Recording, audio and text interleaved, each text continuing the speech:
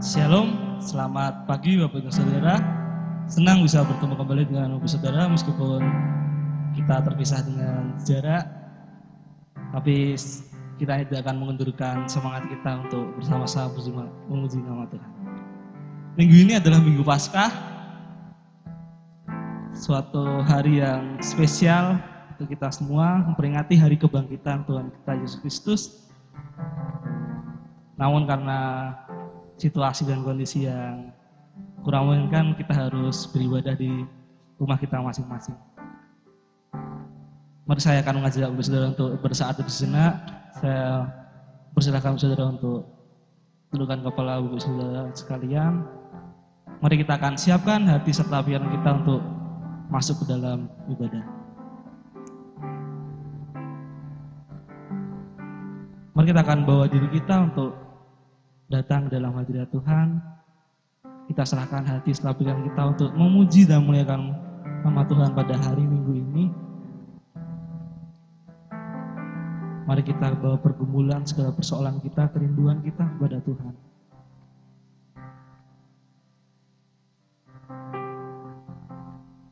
Mari kita akan pujikan Roh-Mu yang hidup.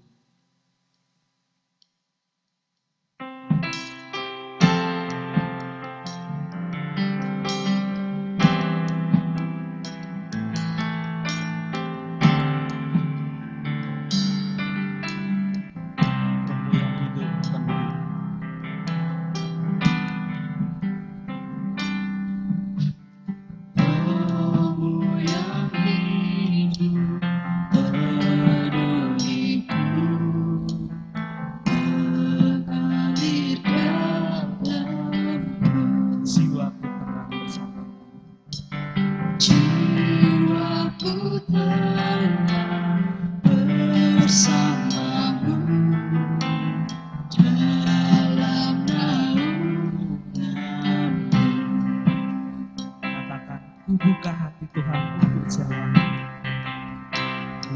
Buka hati untuk jamahan, berserah di hati-hati.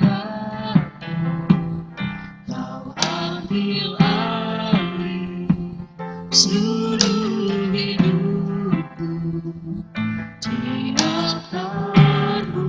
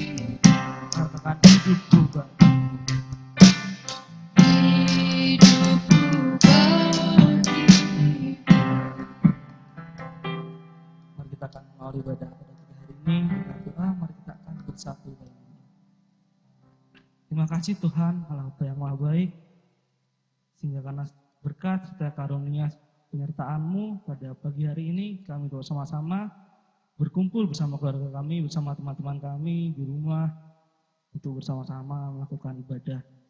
Kiranya Kau berkati Tuhan ibadah kami dari awal, pertengahan, hingga akhirnya nanti. Semua dalam penyertaan-Mu, Kau berkati, Kau sertai, dan kami yakin Tuhan, Kau hadir di tengah-tengah kami, berkati ibadah kami. Siapkan hati setiap kami untuk menerima firman Tuhan nanti yang akan disampaikan oleh hamba-Nya, Pendeta Gideon. Kiranya kebenaran firman Tuhan dapat memperkuat iman kami, memperkuat hati kami, agar selalu percaya kepada kami Tuhan. Ini kami Tuhan, kami serahkan doa serta ibadah kami pada pagi hari ini. Hanya dalam nama-Mu kami berdoa bersyukur. Haleluya. Amin. Sekali lagi shalom Bapak Saudara. Tentu sukacita ada di tengah-tengah kita menyambut hari kebangkitan Yesus Kristus pada hari ini. Mari kita akan naikkan pujian sukacita kita. Rayakan Yesus, rayakan.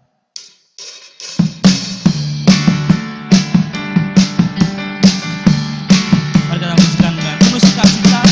Katakan rayakan Yesus, rayakan.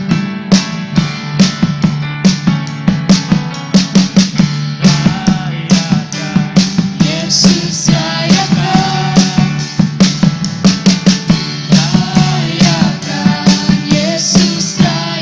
Katakan lagi, rayakan Yesus, rayakan.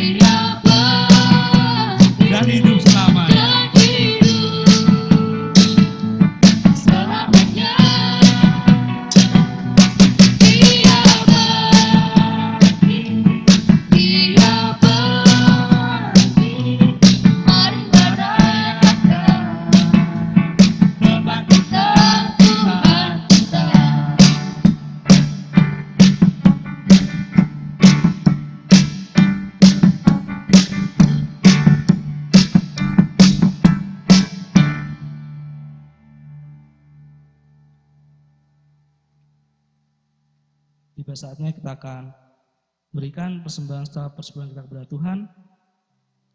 Silakan untuk Bapak, Ibu, dan Saudara yang ada di rumah untuk menyiapkan persembahan yang untuk Tuhan. Dan silakan untuk sementara untuk membawa persembahannya masing-masing agar dapat dibawa saat kita bertemu nanti lagi di gereja. Untuk mengantarkan firman Tuhan, berkata demikian, bawalah seluruh persembahan persepuluhan itu ke dalam rumah kebendaharaan, supaya ada persediaan makanan di rumahku, dan pujilah aku.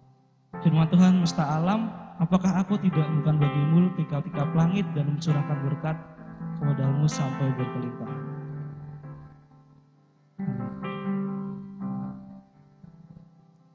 Tiba saatnya kita akan mendengarkan kebenaran firman Tuhan yang akan disampaikan oleh hamba-Nya Pendeta Gideon.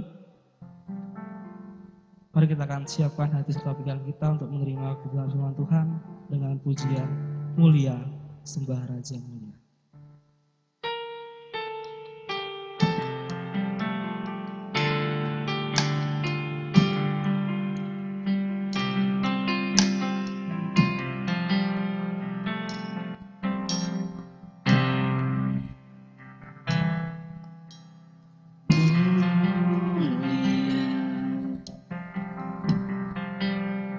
Sembah Raja mulia, bagi Yesus puji hormat dan kuasa.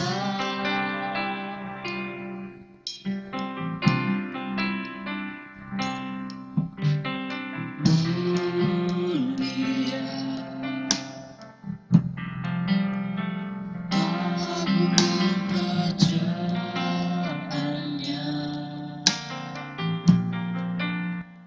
dari surga datang untuk segenap umatnya.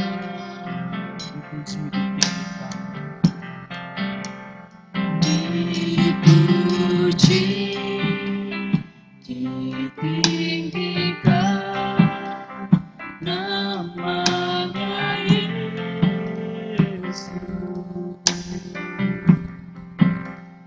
Hormatlah, muliakanlah Yesus Raja.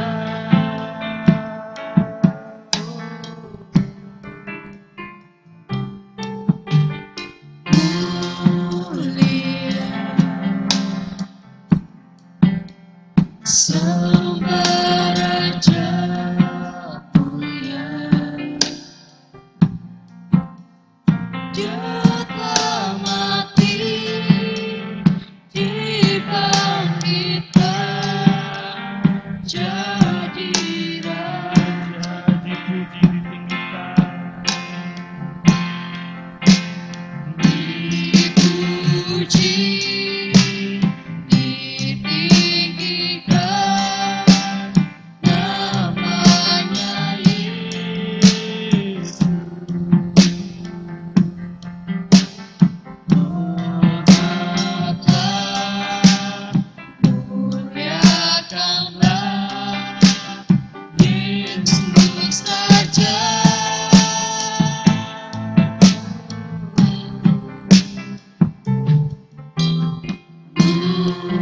Mulia, sembah Raja mulia,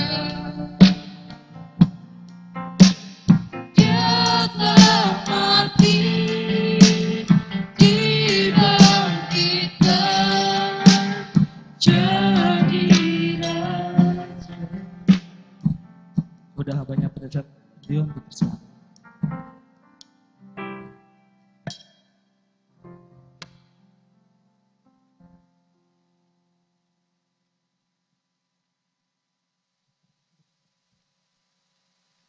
Shalom Bapak Ibu Saudara yang dikasihi Tuhan.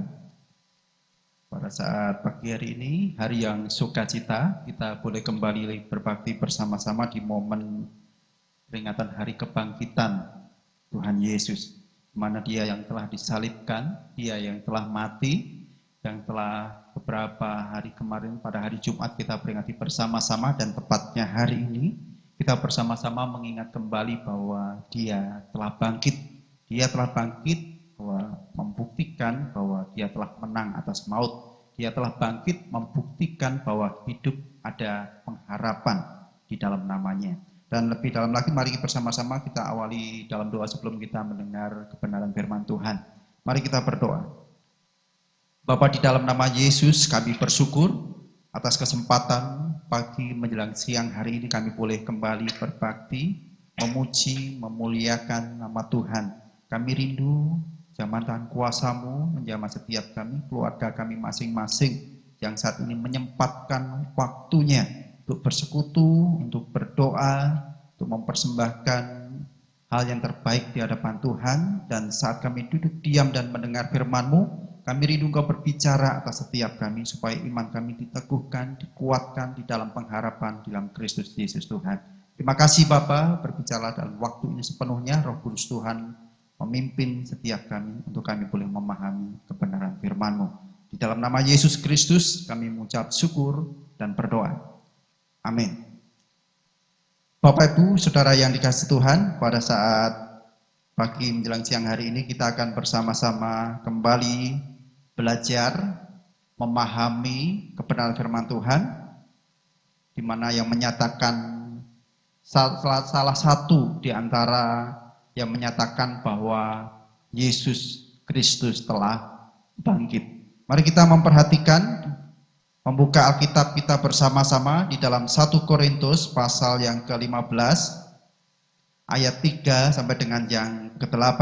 Saya ulangi, mari kita membuka Alkitab kita di dalam 1 Korintus pasal 15 ayat 3 sampai dengan yang ke-8.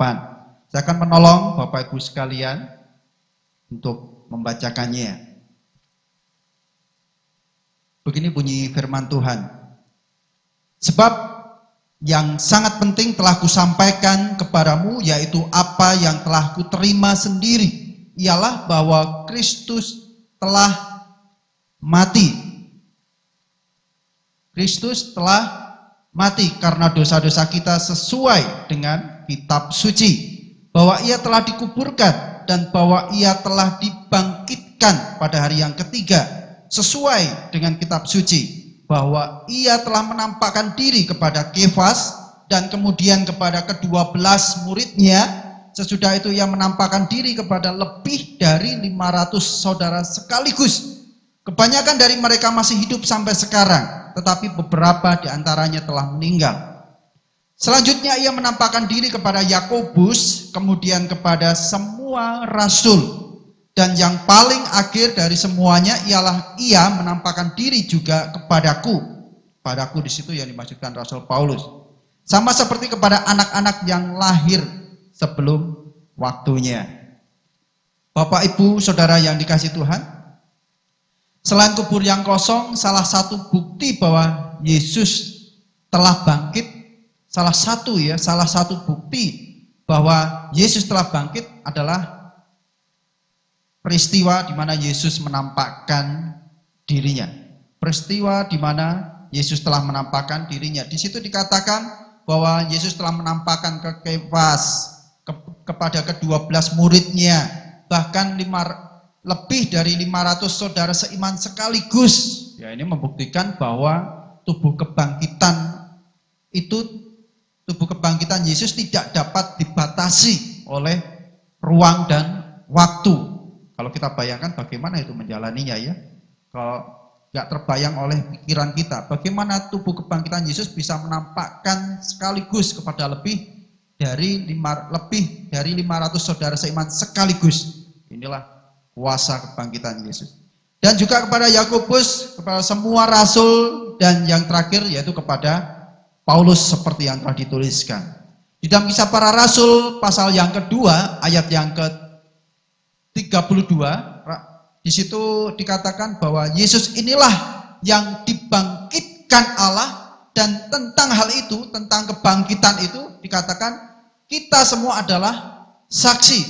Rasul Paulus menyatakan bahwa kita semuanya adalah saksi. Saksi apa? Di dalam pasal 10 ayat 39 sampai dengan yang ke-41, di situ dikatakan bahwa kami adalah saksi. Saksi dari segala sesuatu. Saksi dari segala sesuatu yang diperbuat oleh Yesus, baik saat di tanah Yudea maupun saat di Yerusalem. Mereka saksi. Saksi berarti mereka mendengar. Saksi berarti mereka melihat dengan mata kepala mereka sendiri. Dan dikatakan, dan mereka telah membunuh dia, bahkan melihat bahwa mereka telah membunuh Yesus, dan Yesus saat itu menggantung di kayu salib. Mereka melihat fakta itu. Fakta bagaimana saat Yesus disalibkan, dan fakta di mana Yesus itu benar-benar mati. Dikatakan ayat yang 40, Yesus itu telah dibangkitkan Allah pada hari yang ketiga, dan Allah berkenan bahwa ia menampakkan diri. Mereka juga saksi bahwa Yesus telah dibangkitkan Allah pada hari yang ketiga, dan Allah berkenan bahwa Yesus menampakkan diri. Dikatakan juga bukan kepada seluruh bangsa, tetapi kepada saksi-saksi yang sebelumnya telah ditunjuk oleh Allah, yaitu kepada kami yang telah makan dan minum bersama-sama dengan dia setelah ia bangkit dari antara orang mati.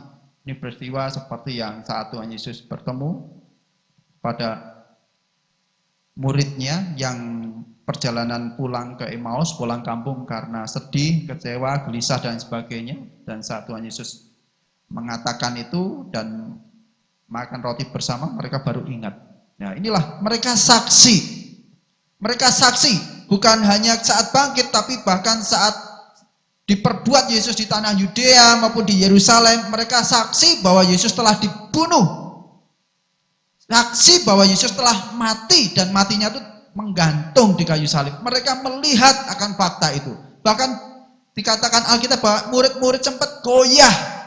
Bagaimana bisa gurunya yang mereka agungkan begitu luar biasa, orang lumpuh berjalan, orang buta melihat, ya, bahkan yang mati dibangkitkan, hanya gurunya sendiri yang mati tergantung di kayu salib, seolah-olah nggak berdaya untuk membebaskan dirinya. Ini fakta yang luar biasa dan itu mereka sungguh-sungguh menyaksikan, mendengar akan peristiwa itu. Inilah salah satu bukti bahwa Yesus telah bangkit adalah penampakan Yesus, menampakkan dirinya kepada murid-muridnya. Fakta dan iman tentang kebangkitan Yesus ini menjadikan seseorang kuat dan bersemangat. Jadi fakta inilah yang menjadikan seseorang menjadi kuat dan bersemangat. Kita melihat bagaimana di dalam Injil Matius pasal yang ke-17 ayat yang ke-23, di situ kita melihat apa yang murid-murid Yesus rasakan saat Yesus hendak dan saat Yesus disalib dan mati menggantung di kayu salib. Apa yang mereka rasakan? Di dalam Injil Matius itu dikatakan bahwa murid-muridnya itu sedih. Sedih. Ini saat Tuhan Yesus mengatakan bahwa dia akan anak manusia akan diserahkan ke dalam tangan manusia dan mereka akan membunuh dia dan pada hari ketiga ia akan dibangkitkan. Maka hati murid-muridnya itu pun sedih sekali. Sedih sekali. Sedih banget seperti itu ya dikatakan. Itu yang dirasakan murid-murid. Dan juga murid-murid sering ragu, bimbang saat bersama-sama dengan Yesus.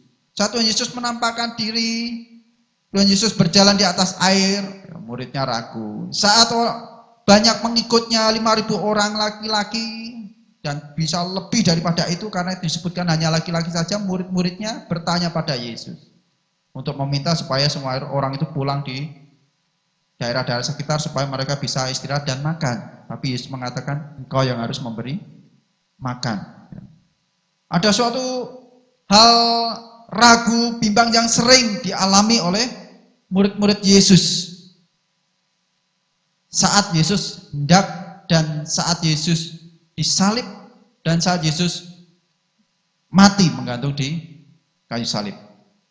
Dan juga murid-murid Yesus sempat tidak bersemangat, putus asa ketika mereka pulang ke Emmaus. Bahkan ketika Yesus bersama dengan mereka, mereka tidak dapat merasakan, mereka tidak melihat bahwa itu yang bersamanya adalah Yesus. Padahal wajah Yesus itu tidak berubah, suaranya tidak berubah. Yesus pun tidak memakai baju yang asing seperti layaknya dipakai orang-orang dunia pada saat itu.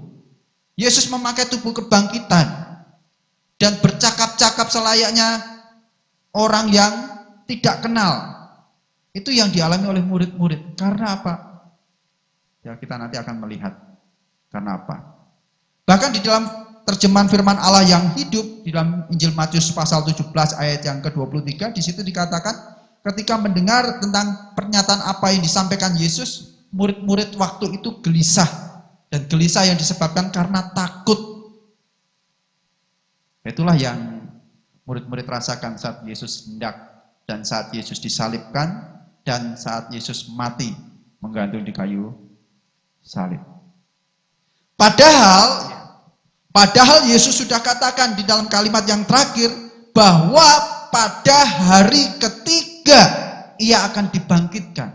Itu jelas kalimatnya, mudah dipahami, bukan suatu perumpamaan dan sebagainya. Dikatakan dengan jelas bahwa pada hari yang ketiga ia akan dibangkitkan, dan ia di situ mengarah kepada Yesus karena Yesus sendiri yang mengatakan. Bukankah hal ini pun juga pernah atau sedang terjadi di dalam kehidupan kita saat ini? Gitu ya. Kalau kita mau jujur, kita mau merenungkannya. Mendengar firman Tuhan, namun apa? Tidak seutuhnya. Mendengar firman Tuhan namun tidak seutuhnya. Itu pun yang dialami oleh murid-murid Tuhan Yesus. Kalaupun mereka mendengar apa yang disampaikan oleh Yesus di situ sudah jelas bahwa anak manusia akan diserahkan ke dalam tangan manusia dan mereka akan membunuh dia, dan pada hari ketiga ia akan dibangkitkan. Kalau ini pun kita hafalkan saja itu sudah mudah.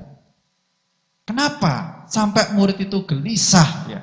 Karena mereka mendengar tidak seutuhnya. Mereka lebih percaya kepada fakta yang mereka lihat pada saat itu. Bukankah hal ini pun juga pernah atau sedang kita alami? Karena kita tidak mendengar firman itu seutuhnya. Tidak seutuhnya dalam artian bukan berarti tidak hanya ketika kita mendengar firman Tuhan, terus kita ke belakang, terus kita ke toilet, terus kita mengalihkan pandangan. Bukan hanya itu, bahkan ketika kita terduduk diam sekalipun, tapi pikiran kita kemana-mana, ya, itu pun juga tidak mendengar firman Tuhan seutuhnya. Akibatnya, dampaknya, hal ini tidak asing. Hal ini sudah dialami oleh murid-murid Yesus pada saat itu. Sehingga ketika mereka diperhadapkan hal yang demikian, hal yang tidak sesuai dengan apa yang mereka pikirkan tentang Yesus, mereka gelisah. Demikian pula ketika kita tidak mendengar firman itu seutuhnya, ketika kita diperhadapkan, kita mulai bertanya-tanya, kok gini toh Tuhan? Kok gini toh Tuhan? Tuhan kenapa toh COVID-19 gak usai-usai? Tuhan kenapa toh keluargaku kok seperti ini? Tuhan kenapa toh perekonomianku seperti ini? Coba kalau sepanjang berapa lama kita mengikuti Yesus, berapa sering kita mendengarkan firman, berapa sering kita mendengarkan khotbah baik melalui secara langsung maupun online. Apalagi di momen-momen seperti ini kan kita bisa dalam hitungan detik kita bisa mengakses. Bahkan kita bisa beribadah setiap jam untuk kita bisa melihat di gereja-gereja yang seluruh Indonesia bahkan seluruh dunia dalam waktu yang hitungan detik. Tinggal ada kuota atau tidak ya gitu ya. Jadi Bapak Ibu Saudara yang kasih Tuhan, mendengar firman Tuhan namun tidak seutuhnya. Itu dampaknya demikian, akan muncul kegelisahan, muncul sering keraguan, bimbang. Demikian pula, bukankah hal ini pun juga pernah atau sedang kita alami saat ini? Yang kedua, mendengar firman namun tidak berupaya memahami atau sebatas tahu atau pengetahuan kita, atau sebatas pengetahuan otak kita, sehingga itu tidak mengakar. Apalagi bertumbuh, apalagi berbuah. Apalagi berbuahnya banyak, mengakar saja tidak. Dalam artian firman Tuhan itu hanya sebatas apa yang di otak mereka. Seperti yang apa dialami oleh Maria saat Lazarus itu kritis dan bahkan Lazarus itu mati. Ketika Tuhan Yesus mengatakan bahwa dia sedang tidur, apa yang dikatakan oleh Maria bahwa benar, saudaraku akan dibangkitkan gitu ya. Jadi seperti berdebat dengan Tuhan Yesus berkenaan dengan kebangkitan, bahwa menyatakan bahwa dia tahu bahwa akan ada kebangkitan orang mati gitu ya. Tapi yang dimaksudkan Maria Marta bukan itu gitu. Tapi kondisinya saudaranya itu sudah mati gitu ya. Intinya seperti itu.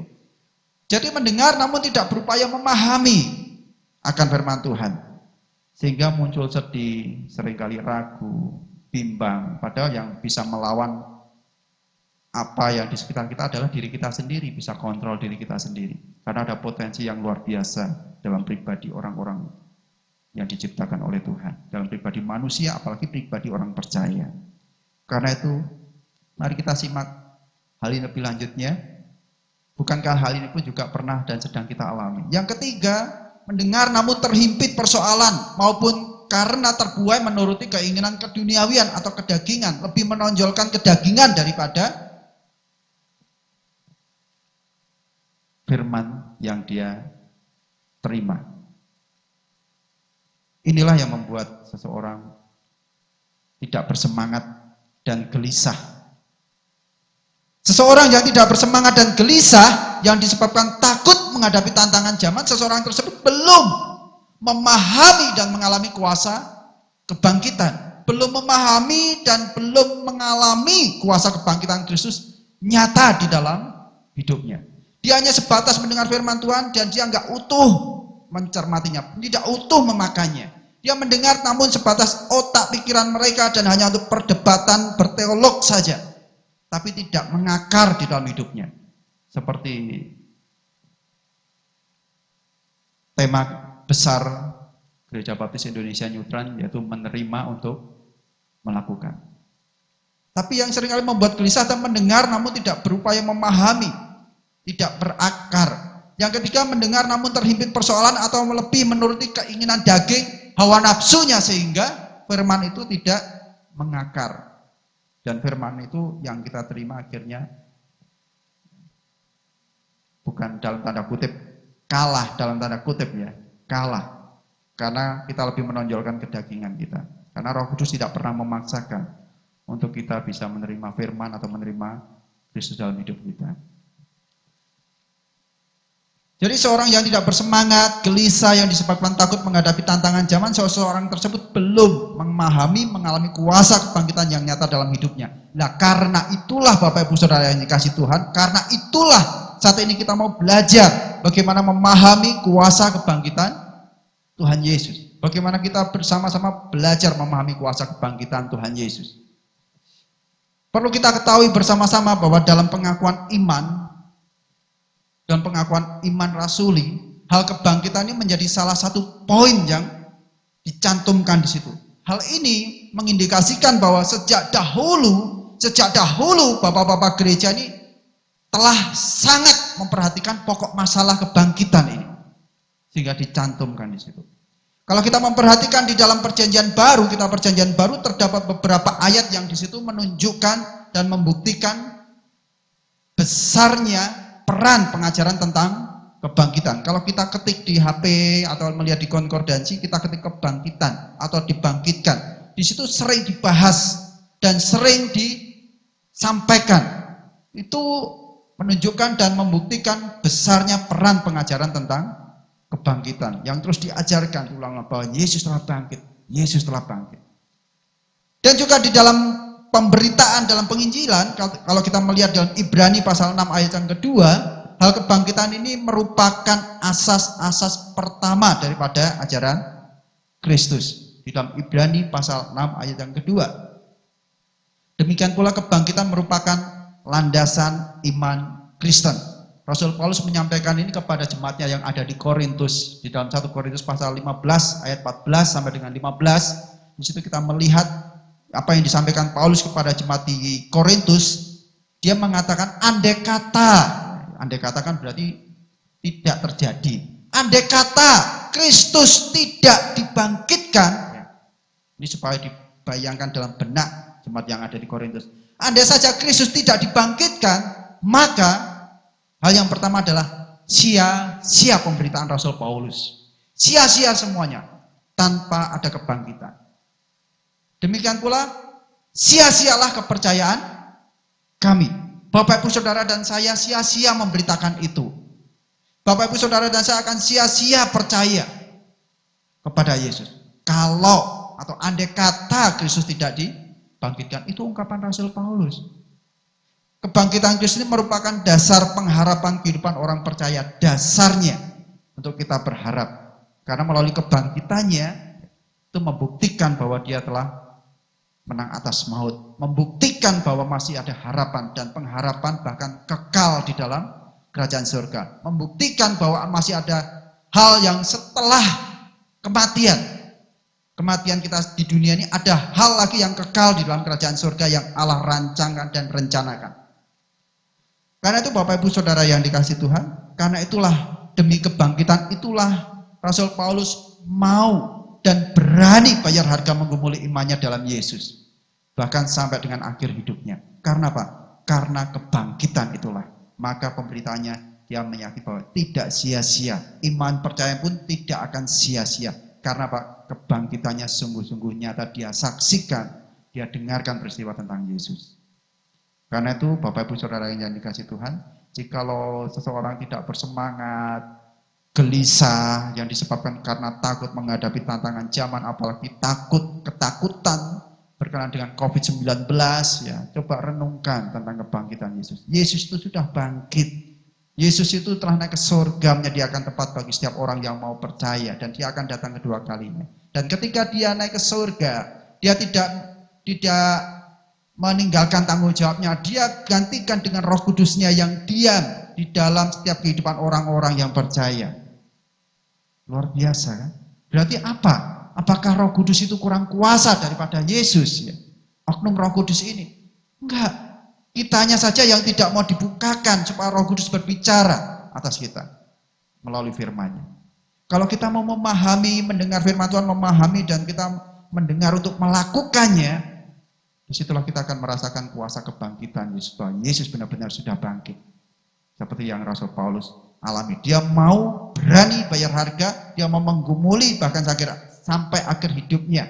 Bahkan di dalam Filipi 3 ayat 10 dikatakan, kita bersama-sama melihat Filipi pasal 3 ayat yang ke-10, dikatakan, yang ku kendaki ialah mengenal dia dan kuasa kebangkitannya dan persekutuan dalam penderitaannya, di mana aku menjadi serupa dengan dia dalam kematiannya. Supaya dikatakan di situ, aku akhirnya, ya, dikatakan siapa? Supaya aku akhirnya, pada akhirnya apa? Beroleh kebangkitan dari antara orang mati. Itulah yang dikatakan Paulus, yang digumuli Rasul Paulus. Jadi Rasul Paulus menghendaki untuk dirinya mengenal kuasa kebangkitannya dan persekutuan dengan kebangkitannya, di mana supaya hidupnya akhirnya beroleh kebangkitan dari antara orang mati, di mana Yesus menjadi yang sulung dalam kebangkitan. Bapak Ibu Saudara yang dikasihi Tuhan, karena itu di kalimat yang singkat mengingatkan kita di momen kebangkitan Tuhan Yesus ini, kalimat yang singkat, jadilah kuat dan tetaplah bersemangat. Jadilah kuat dan tetap bersemangat. Sebab apa? Sebab Yesus telah bangkit dan benar-benar bangkit. Sebab Yesus telah bangkit dan benar-benar bangkit. Kalau Yesus telah bangkit, oh kita tahu Pak, saya tahu itu Pak. Dari sekolah minggu, anak-anak sampai, oh saya tahu Pak.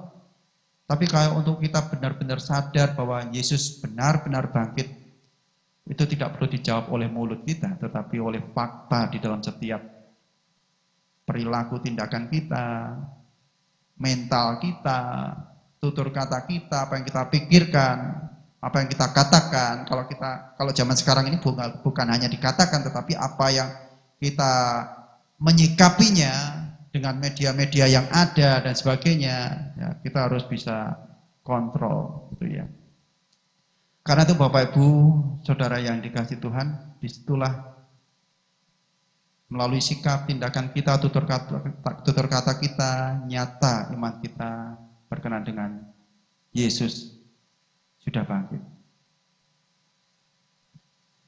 Yang pertama, sebab Yesus telah bangkit dan benar-benar bangkit, sebab dia hidup, ada hari esok. Jadilah kuat dan tetap bersemangat, sebab dia hidup, ada hari esok. Ya, itu kan ada lagunya ya. Sebab dia hidup, ada hari esok. Sebab dia hidup, dikatakan, ku tak gentar karena ku tahu. Siapa yang dia pegang hari esok? Dikatakan hidup jadi berarti sebab dia hidup. Ya, puji Tuhan. Bapak Ibu Saudara kasih Tuhan, jadilah kuat dan tetaplah bersemangat, sebab dia hidup. Dia benar-benar bangkit. Karena itu ada hari esok. Jangan berputus asa menghadapi situasi kondisi saat ini khususnya. Jangan putus asa. Sandarkan, andalkan. Maka kata orang Jawa itu sumeleh. Kalau orang sumeleh itu enak ya. Sandar dumateng Gusti Yesus. Bersandar di dalam Yesus. Sebab dia hidup, ada hari esok. Yang kedua, jadilah kuat dan tetap bersemangat. Miliki senantiasa kerinduan untuk mengenal lebih dalam kuasa kebangkitannya. lebih dalam lagi mengenal akan kuasa kebangkitannya, bukan hanya sebatas tahu, tetapi kita mau lebih dalam mengenal kuasa kebangkitannya, seperti apa yang dirindukan oleh Rasul Paulus, dan juga persekutuan dengan kebangkitannya. Bukan hanya mengenal lebih dalam kuasa kebangkitannya, tetapi juga persekutuan dengan kebangkitannya. Allah ingin kita masuk dalam rancangan dan rencananya yang kekal. Itulah kerinduan Allah. Allah ingin supaya kita masuk dalam rencana dan rancangannya yang kekal. Bukan hanya sebatas di dunia ini saja, tapi Allah ingin bersama-sama kita sekarang orang yang mau percaya nantinya berada di mana Yesus itu berada. Itu kerinduan Allah. Bukan ada intervensi dari manusia, itu kerinduan mutlak yang dari Allah. Betapa luar biasa kerelaannya sampai dia mau dilahirkan, dia rela menjadi manusia, dia rela untuk mati, dan bahkan dia rela untuk matinya disamakan dengan para penjahat, orang-orang yang terkutuk, dia disalibkan, dihina dan sebagainya. Ya, itu semuanya karena kasih yang begitu besar. Karena itu Bapak Ibu Saudara kasih Tuhan, mari bersama-sama kita tetap kuat dan bersemangat, sebab dia telah bangkit. Dia benar-benar telah bangkit. Karena itu miliki senantiasa kerinduan untuk mengenal dia lebih dalam akan kuasa kebangkitannya dan persekutuan dengan kebangkitannya. Allah ingin kita masuk dalam rencana dan rancangannya yang kekal. Seperti yang dikatakan Mazmur Daud sebagai penutup firman Tuhan pada saat pagi menjelang siang hari ini. Mazmur 16 ayat 8 sampai dengan yang ke-10. Saya akan membacakannya untuk Bapak Ibu sekalian. Mazmur pasal 16 ayat 8 sampai dengan yang ke-10, bagaimana ungkapan Daud yang senantiasa bersandar dan mengandalkan Tuhan. Dikatakan, aku senantiasa memandang kepada Tuhan, karena ia berdiri di sebelah kananku, aku tidak goyah. Ingat bahwa Daud senantiasa memandang kepada siapa? Tuhan. Karena apa? Karena Tuhan berdiri di sebelah kanannya. Itu yang membuat Daud tidak goyah. Demikian pula Bapak Ibu Saudara dan saya. Saat ini namanya saja Immanuel, Allah menyertai kita. Bahkan dikatakan ketika dia memberikan amanat agungnya, di kalimat terakhir dia katakan, aku menyertai engkau sampai kesudahan zaman. Karena itu dia berdiri di sebelah kananku dan aku tidak goyah. Demikian pula hendaknya kita. Jangan goyah. Tetaplah bersemangat dan jangan takut. Jadilah kuat dan tetap bersemangat. Dikatakan ayat selanjutnya, sebab itu menunjuk kepada ayat sebelumnya, yaitu dia senantiasa memandang kepada Tuhan yang senantiasa berdiri di sebelah kanannya dan dia tidak goyah. Sebab itu hasilnya apa? Hatiku bersukacita dan jiwaku bersorak-sorak. Inilah kunci sesungguhnya. Jikalau kita senantiasa memandang kepada Tuhan Tuhan Yesus yang telah bangkit dan dia beserta dengan kita. Bukan saja sebatas usia kita, bagaimana anak kita nanti, cucu kita nanti, tapi sampai kepada kesudahan zaman. Sebab itu kalau kita mau memandang pada Tuhan seperti yang Mazmur Daud alami, Mazmur Daud katakan buahnya adalah hatinya selalu bersukacita dan jiwanya bersorak-sorak. Kalau hati kita tidak bersukacita, jiwa kita tidak bersorak-sorak, coba kita introspeksi diri. Apa yang salah? Apakah objektivitas sekitar kita yang salah? Atau cara kita memandang dunia itu yang salah? Mari kita renungkan baik-baik. Kalau kita memandang kepada Tuhan, memandang kuasa kebangkitannya, maka hati kita senantiasa bersukacita, jiwa kita bersorak-sorak. Dan ada suatu penekanan lagi, Mazmur Daud tekankan, bahkan bukan hanya ketika di dunia saja, bahkan dikatakan tubuhku akan diam dengan tentram. Tubuhku dia akan diam dengan tentram, sebab engkau tidak menyerahkan aku ke dunia orang mati, tidak membiarkan orang kudusmu melihat kebinasaan.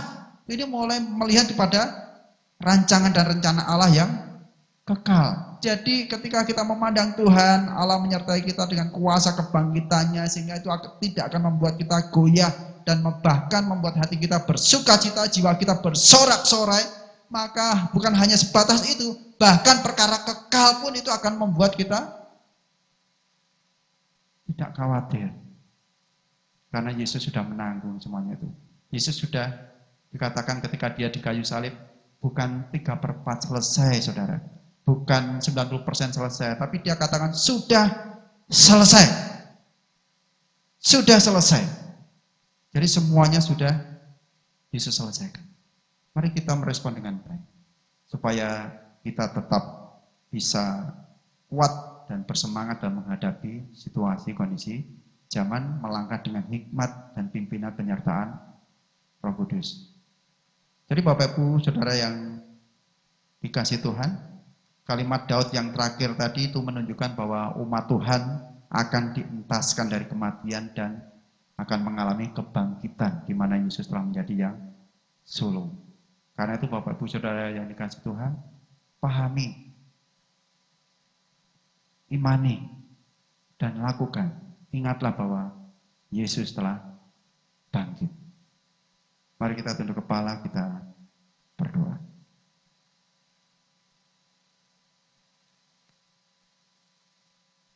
Bapa di dalam surga,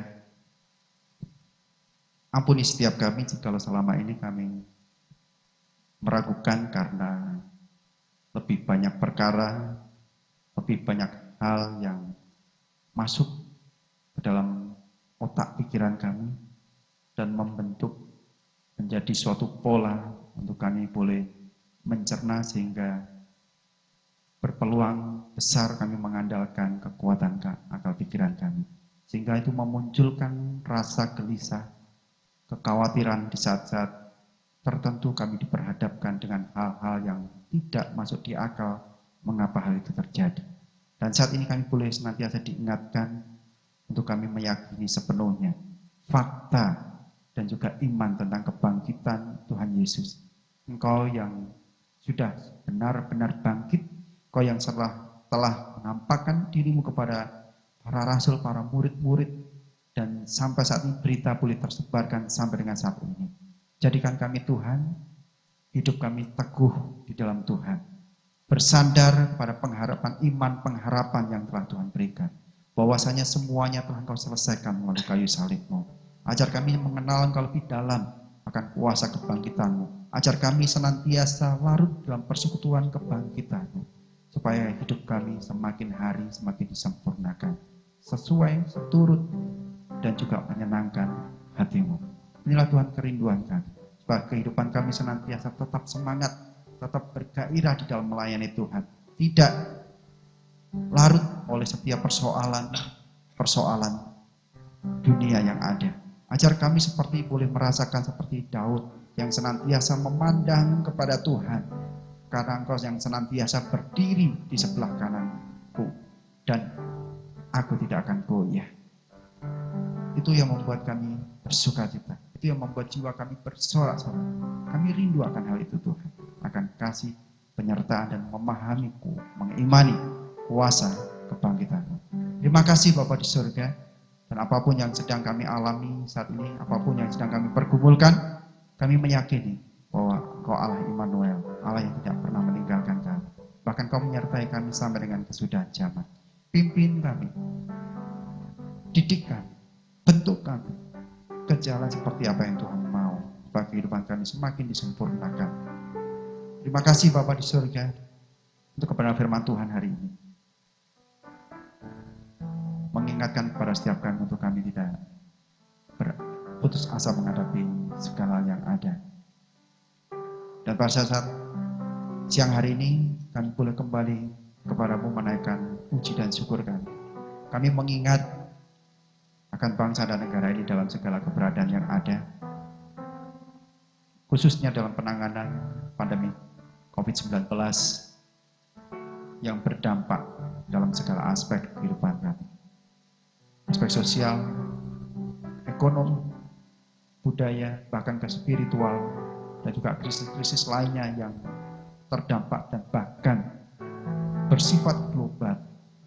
Mari Tuhan Kau campur tangan, Kau melawat bangsa ini, untuk Kau menuntun kepada setiap kami bangsa ini untuk kami boleh kembali datang kepada Tuhan. Kembali dengan rela merendahkan diri di hadapan Tuhan.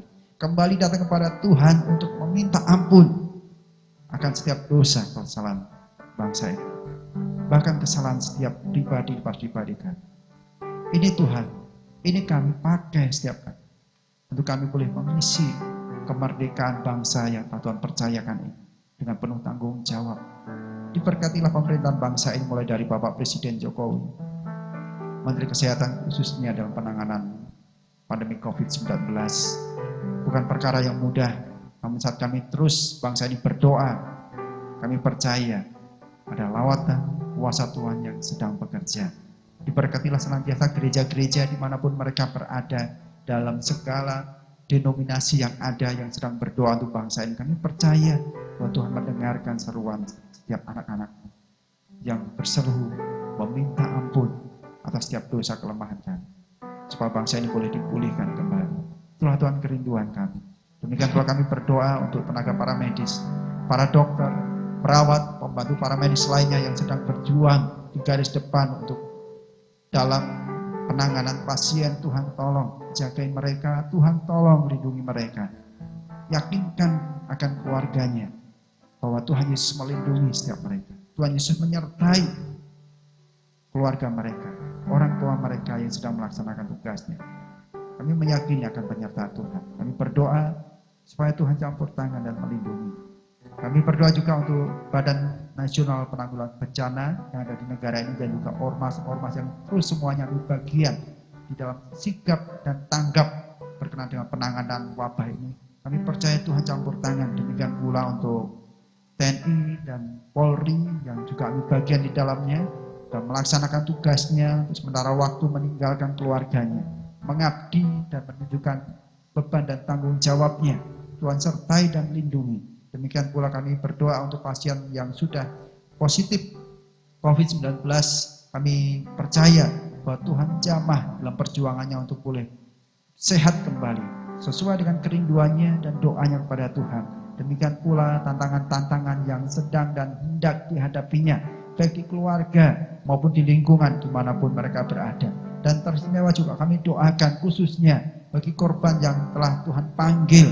Tuhan hiburkan keluarganya. Demikian pula Tuhan ingatkan lingkungannya supaya boleh menerima apa adanya jenazah yang ada. Supaya senantiasa kami percaya Tuhan bahwa perlindungan dan kuasa Tuhan melindungi masyarakat yang ada yang boleh menerima setiap jenazah yang hendak dimakamkan. Kami percaya bahwa tenaga medis sudah memikirkan, Tuhan pakai untuk memikirkan segala sesuatunya dengan SOP yang jelas. Dan kami meyakini bahwa Tuhan campur tangan dan memberkati bangsa ini dengan hikmat-Mu supaya tidak mengalami kekhawatiran yang berlebihan berkenaan dengan hal ini. Kami juga berdoa Tuhan untuk pasien dalam penanganan, dalam menunggu hasil dari lab. Tuhan tolong, Tuhan teguhkan imannya, kuatkan. Demikian pula keluarganya boleh mendukung dalam proses kesehatannya. Demikian pula untuk pasien dalam penanganan, Tuhan berkati supaya semuanya boleh sehat kembali oleh karena penyertaan dan campur tangan kuasa-Mu. Kami berdoa juga untuk seluruh rakyat Indonesia dimanapun saat ini mereka berada dalam segala aktivitasnya. Mereka ada suatu hal yang harus mereka kerjakan karena tuntutan ekonomi dan lain sebagainya. Tuhan, kami mohon campur tangan kuasa-Mu. Kami percaya Tuhan memberkati setiap mereka, keluarga mereka. Demikian pula pemerintah yang sedang dan terus berpikir berkenan dengan hal ini. Hikmat Tuhan memenuhi para pemimpin kami. Kami juga berdoa dan mengucap syukur hal ini, yaitu Gabungan Gereja Baptis Indonesia atas mubes yang sempat tertunda akibat daripada wabah COVID-19 ini sehingga harus mengambil sikap untuk mubes diundur. Kami meyakini bahwa ada rancangan Tuhan yang terbaik. Demikian pula kami mohon supaya Tuhan campur tangan memberkati panitia yang sudah berupaya bekerja keras. Demikian pula untuk peserta dan juga pihak-pihak terkait yang terlibat di dalam segala persiapan dan juga para donatur, sponsor diberkati oleh Tuhan. Demikian pula kami bersyukur boleh berkesempatan dalam penyelenggaraan musda dan boleh terselesaikan di berbagai daerah di kawasan Indonesia ini, dan kami menyerahkan setiap hasilnya yang ada ke pengurusan yang baru 5 tahun ke depan. Kami meyakini Tuhan pimpin dengan penyertaan Roh Kudus Tuhan, sehingga segala sesuatunya boleh berjalan dengan baik dan nama Tuhan saja yang dipermuliakan. Kami juga berdoa supaya diberkatilah Badan Pengurus Nasional Gabungan Gereja Baptis Indonesia beserta dengan departemen-departemen yang ada dalam boleh mengambil misi untuk memberitakan Injil, mengambil misi untuk menumbuh kembangkan dan dalam pengutusan diberkati oleh Tuhan. Kami juga berdoa supaya diberkatilah Yayasan Rumah Sakit Baptis Indonesia dan juga Yayasan Baptis Indonesia di mana di dalamnya ada STTB Semarang, STTB Jakarta, Medan dan juga Lembaga Pertanian Bengkulu dan juga sekolah-sekolah baptis lainnya Tuhan beserta dan memberkati setiap mereka dan beserta lembaga-lembaga para gereja yang ada di bawahnya dan juga diberkatilah para pemimpin, para kepengurusan yang ada di dalamnya. Kami yakin dan percaya umat baptis lebih dari 48 tahun yang sedang berkarya ini semuanya ada sebagaimana ada saat ini karena penyertaan dan kuasa Tuhan. Demikian pula kami mendoakan khususnya untuk rekan-rekan kami yang sedang berjuang di rumah sakit baptis, baik itu yang ada di Rumah Sakit Baptis Kediri, Rumah Sakit Baptis Lampung maupun rumah sakit yang ada di Batu, termasuk klinik-klinik yang sedang dirintis. Mohon berkat-Mu, mohon lawatan tangan kuasa-Mu campur tangan. Diberkatilah para tenaga medis, dokter, para perawat, tenaga kefarmasian, dan juga tenaga-tenaga para medis lainnya. Kami meyakini bahwa Tuhan memproteksi perjalanan kehidupan mereka, khususnya dalam penanganan pasien yang sedang mereka hadapi. Diberkatilah keluarga yang ditinggalkan untuk menjalankan tugasnya. Tuhan berikan keyakinan bahwa perlindungan bahwa Tuhan beserta dengan setiap mereka. Demikian pula kami bersyukur atas Gereja Baptis Indonesia Nyutran di mana kami boleh bergabung, kami boleh ambil bagian dalam setiap pelayanan pekerjaan Tuhan yang ada di tempat ini. Diberkatilah melalui visi untuk kami boleh menjadi Gereja Baptis Indonesia yang memiliki perasaan dan pikiran Kristus. Untuk kami boleh memiliki misi yang senantiasa menjangkau dan juga untuk mempersekutukan, untuk melibatkan dalam pelayanan, untuk memuridkan dan juga mengadakan pemutusan.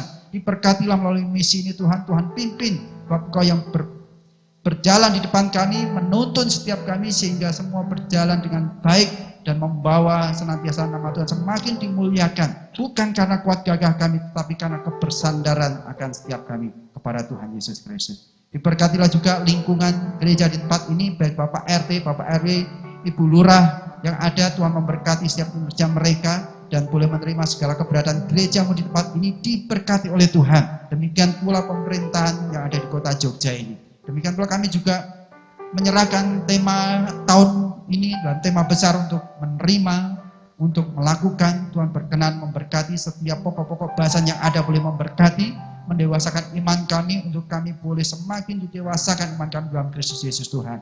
Dan kami juga berdoa mencurpuri untuk panitia perancang gereja yang sudah terbentuk, dan kami meyakini penyertaan Tuhan memberkati, menolong di dalam panitia perancang mempersiapkan konsep program di tahun 2020 semakin bersinergi dengan adanya setiap program yang diserahkan kepada Tuhan. Demikian pula kami rindu dan percaya kami boleh merasakan persaudaraan yang erat di dalam kesatuan tubuh Kristus melalui kepengurusan yang ada. Demikian pula sidang jemaat Tuhan tanpa terkecuali mereka semuanya yang ambil bagian dalam pelayanan gereja Tuhan, kami meyakini akan penyertaan Tuhan. Demikian pula istimewa untuk kami boleh bertumbuh semakin dalam, semakin mengakar di dalam Tuhan dan bertumbuh dan menghasilkan buah sehingga senantiasa nama Tuhan dimuliakan melalui setiap kehidupan sidang jemaat-Mu yang ada di tempat ini. Terima kasih Bapak, kami juga berdoa dan mendoakan, kami mensyukuri atas segala keberadaan Pos PI yang ada di Giripurwo yang saat ini dilayani oleh hamba-Mu Bapak Nana Widiatmanto bersama dengan keluarga dan juga jemaat yang ada di sana, baik itu Mbah Wignyo, Mbak Laksmi, Bapak Bambang, Ibu Suti dan juga Mas Nova. Demikian pula untuk rekan sekerja Allah di sana yang bersama-sama dengan Bapak Nana diberkati oleh Tuhan. Segala sesuatu yang diprogramkan, segala sesuatu yang dilakukannya, kami mohon dan kami percaya akan penyertaan kasih kuasa Tuhan akan memberikan pertumbuhan atas gereja-Mu yang ada di Giripurwo. Demikian pula kami menyerahkan setiap kegiatan ibadah yang dilakukan untuk sementara ini secara online. Kami dalam hati kecil kami merasa sedih Tuhan. Tetapi di satu sisi kami percaya bahwa segala sesuatu yang Tuhan izinkan boleh mendatangkan hal yang baik, yang mendatangkan nama Tuhan dimuliakan. Kami boleh bersekutu dengan keluarga. Kami boleh memimpin di antaranya sebagai imam untuk kami boleh membawa kepada Tuhan. Dan boleh menjadi teladan yang nyata di tengah-tengah keluarga. Kami boleh mendisiplin diri di hadapan Tuhan. Dan bahkan di saat-saat seseorang lain di antara sekitar kami tidak tahu apa yang kami lakukan di jam-jam ibadah, namun Tuhan tahu dan itu kami pertanggungjawabkan di hadapan Tuhan sebagai wujud iman percaya kami dan penyembahan kami kepada Tuhan. Kami bersyukur sehingga iman kami boleh didewasakan di dalam Tuhan. Dan kerinduan kami tetap yang kami doakan supaya kami boleh kembali bersekutu dengan saudara-saudara seiman di gedung gereja di mana Tuhan telah percayakan. Terima kasih Bapak, inilah kerinduan kami. Tuhan memberkati sedang jemaat Tuhan dengan perlindungan penyertaan Tuhan dimanapun mereka berada. Apapun yang mereka kerjakan, Tuhan melindungi dan memberkati. Dan pada akhirnya, Bapak Ibu Saudara yang dikasihi Tuhan, kembalilah dalam segala aktivitasmu bersama-sama dengan keluarga dan orang-orang di sekitarmu, sebab Tuhan telah beserta dan memberkati engkau. Tuhan memberkati dan melindungimu, Tuhan menyinarimu dengan wajahnya dan memberimu kasih karunia. Tuhan menghadapkan wajahnya kepadamu dan memberikanmu damai sejahtera dari hari ini sampai Maranatha Tuhan Yesus datang kedua kalinya. Di dalam rahmat berkat Allah Bapa, Putra dan Roh Kudus, kami terima berkat-Mu. Haleluya. Amin.